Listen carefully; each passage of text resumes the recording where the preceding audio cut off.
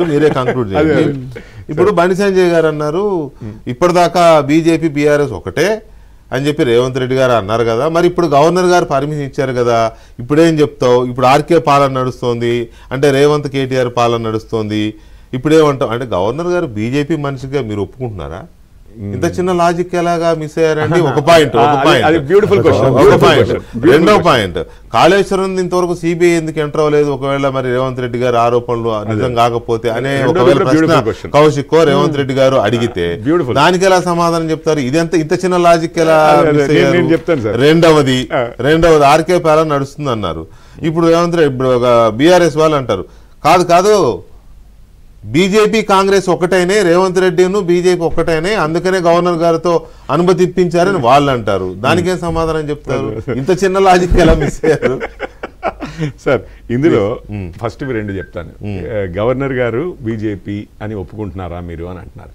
అంటే మేము మా నోర్లు పడిపోయినాయి సార్. గవర్నర్ గారు బీజేపీ మనిషి కాదు, అదొక స్వయం ప్రతిపత్తి కలిగిన కాన్స్టిట్యూషనల్ పొజిషన్, రాజ్యాంగ ఇది ఉంది, స్వయం ప్రతిపత్తి ఉంది అని. సిబిఐ ఈడీ మా చేతిలో లేవు. అందులో ఆపోజిషన్ లీడర్ కూడా సిబిఐకి అయితే ఇప్పుడు అధిర్ రంజన్ చౌదరి గారు కూడా అపాయింటింగ్ అథారిటీలో ఉన్నారు, చీఫ్ జస్టిస్ కూడా ఉన్నారు, ఇండిపెండెంట్ ఏజెన్సీస్. చెప్పినా కానీ ఏ ఏజెన్సీ ఏది చేసినా కానీ ఇదంతా మోడీ గారే చేస్తున్నారు, బీజేపీయే చేస్తుంది అన్న టైప్లో అంతకుముందు ఎప్పుడు కాంగ్రెస్ వారు అంటున్నారు. ఈరోజు మేము అన్నది ఏంటంటే అది ఏ విధంగానైనా తీసుకొనివ్వండి, మా చేతిలో ఉన్నాడా అని కాదు. మేము ముందు నుంచి చెప్తున్నామయ్యా గవర్నర్ గారు మా చేతిలో లేరని.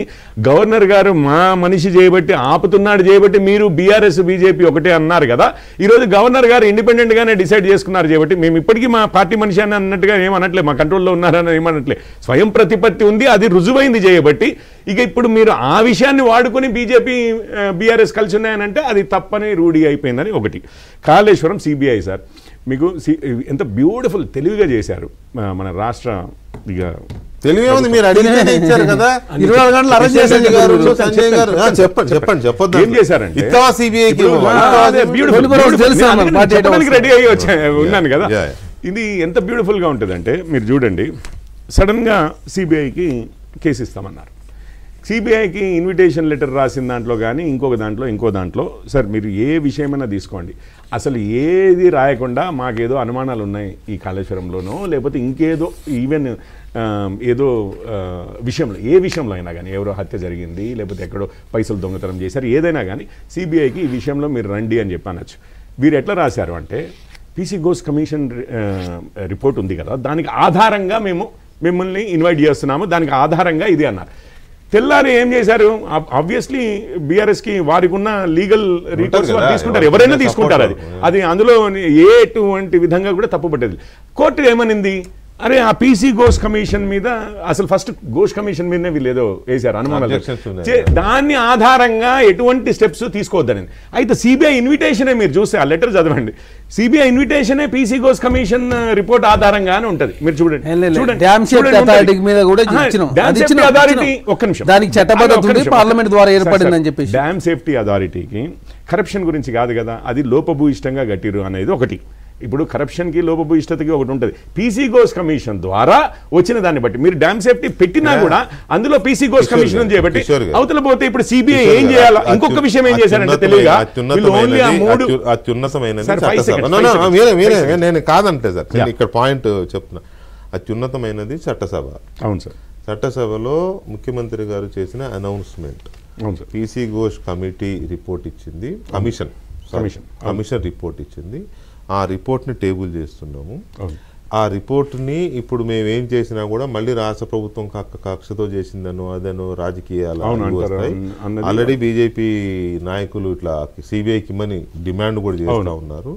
సో అసెంబ్లీలో నేను స్టేట్మెంట్ చేస్తున్నాను, ఇది సిబిఐకి ఇస్తున్నామని చట్టసభలో చేసిన స్టేట్మెంట్. అది పీసీ ఘోష్ కమిషన్ ఇచ్చిన రిపోర్ట్ టేబుల్ చేస్తూ చేసిన ప్రకటన. నేను అదే అంటున్నాను. నేను ఏ మాత్రము అది జరగలేదు అనట్లేదు కదా, అదే జరిగింది. ఇంకా దానికంటే పీసీ ఇంకేం ఘోష్ చేస్తారు? కమిషన్ మీద హైకోర్టు తెల్లారు ఏమనింది? PC commission sir commission report ని అంటే మీకు ఇదేంటి, CBI తీసుకోవడం ఇష్టం లేదా?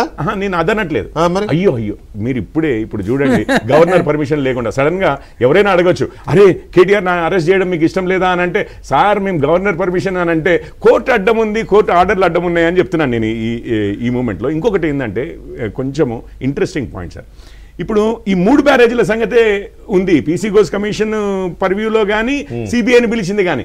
అసలు ఎప్పుడు పొద్దున్న లేస్తే ఈవెన్ మేము అన్నాము, మేము అనలేదు అనట్లేదు, రేవంత్ రెడ్డి గారు కూడా 100 సార్లు అన్నది 1,00,00,00,00,00,00,00,00,00,00,00,00,00,00,00,00,00,00,00,00,00,00,00,00,00,00,00,00,00,00,00,00,00,00,00,00,00,00,00,00,00,00,00,00,00,00,00,00,00,00,00,00,00,అది మొత్తం కాళేశ్వరం ఇష్యూ అంతా రావాలి కదా, అది కూడా మళ్ళీ పెట్టలేదు ఈ సిబిఐ విషయంలో. సో ఇవి 2 పాయింట్స్ ఉన్నాయి. అది లీగల్ కొన్ని లీగల్ ఇవి కూడా ఉన్నాయి. ఏది హైకోర్టు తీర్పు ఉంది, దాన్ని ఏ విధంగా ఇంటర్ప్రిటేషన్, దాన్ని ఏ విధంగా ముందుకు తీసుకెళ్లాలనేది కూడా ఒక పర్టికులర్ యాంగిల్. ఎందుకనంటే ఆ ఇన్విటేషన్ లెటర్ కాంప్లికేట్ చేశారు. హైకోర్టు ఇచ్చిన ఆర్డర్ కిన్ను చట్టసభలో ముఖ్యమంత్రి స్టేట్మెంట్ కి చాలా తేడా ఉంది. హైకోర్టు ఇచ్చింది ఏంటి అని అంటే కోఎసివ్ స్టెప్స్ కి వెళ్ళొద్దు అని స్టేట్ గవర్నమెంట్ అదే, కానీ స్టేట్ గవర్నమెంట్ దీన్ని సిబిఐకి ఇచ్చేసింది.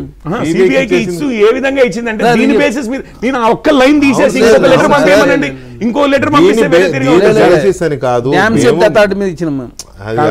మేము కమిషన్ వేసాము, మేము దీని మీద ఇది చేసాము, ఇది హోల్ సోల్ కేసు, దీని మీద సిబిఐ విచారణ చేయాల్సిందిగా కోరుతున్నామని రాశారు. పీసీ ఘోష్ కమిషన్ ఆధారంగా ఎంక్వైరీ చేయమని చెప్పాలి. సిబిఐ ఎందుకంటే ఒక కమిషన్ రిపోర్ట్ ఆధారంగా చేస్తుందా? సిబిఐకి దాని ఇంటిగ్రిటీ సో ఇక్కడ మనం సరే ఫైనల్ కంక్లూజన్ దీంట్లో ఈ పొలిటికల్ గా కానీ ఇంకోటిగా శ్రీధర్ రెడ్డి గారు టైం ప్లీజ్.